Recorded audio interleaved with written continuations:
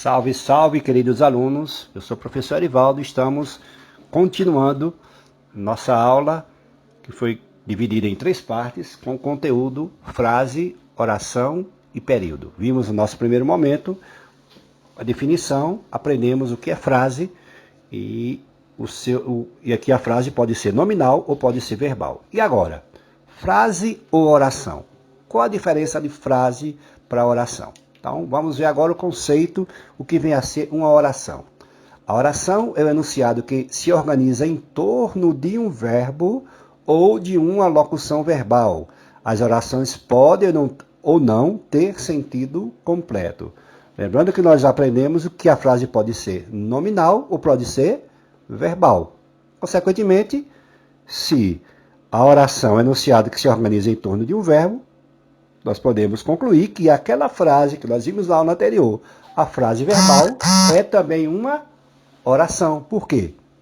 Aprenda isso. Oração é também uma frase que tem verbo. Está organizada toda a frase em torno de um verbo. Alguns exemplos. Acabamos finalmente. O verbo acabar.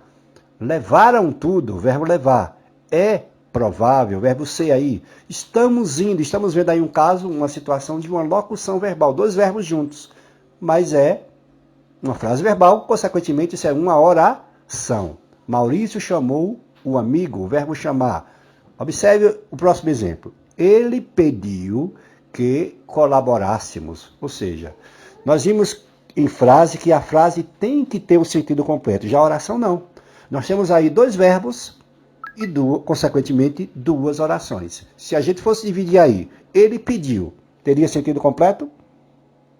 No enunciado, em um contexto vago aí, ele pediu o quê? Então, a oração não necessariamente tem que ter o sentido completo. Mas nós estamos tendo aí 2 verbos, consequentemente, nós estamos tendo 2 orações. Então, o que é oração?